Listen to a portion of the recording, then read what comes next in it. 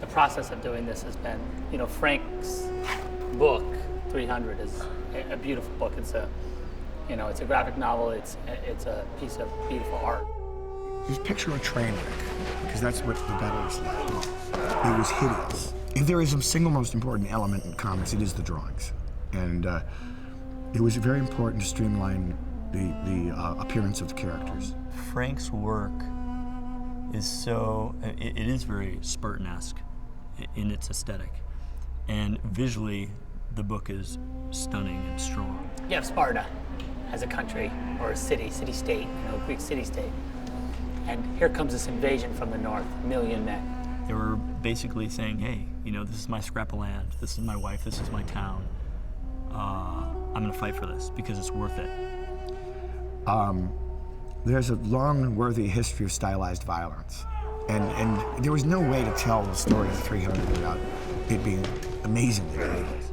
For hundreds and hundreds of years, they were one of the paramount of the warrior culture at that time.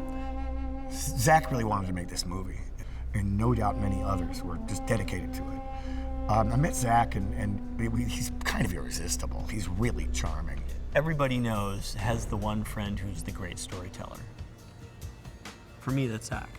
Everybody's killing themselves in this thing to make it as accurate as possible, but accurate not in the sense of historical accuracy.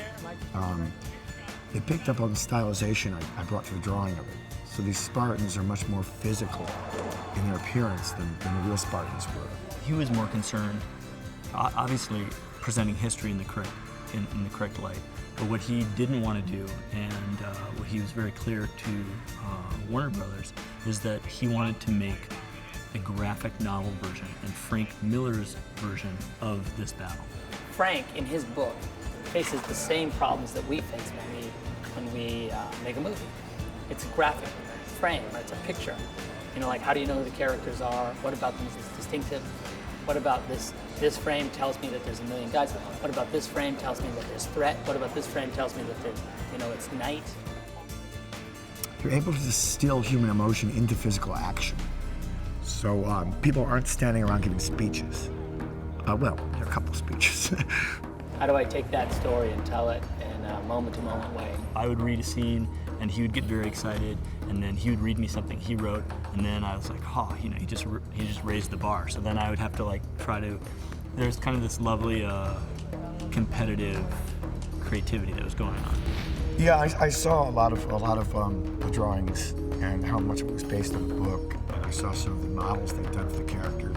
I go, look, the way Frank solved that problem was by doing this to the sky. The way Frank solved that problem was by doing this to the terrain. We need to learn a lesson from that.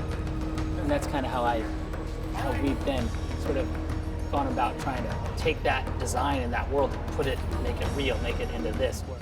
He has the ability as a storyteller to trust his instinct and to believe that there really are no obstacles.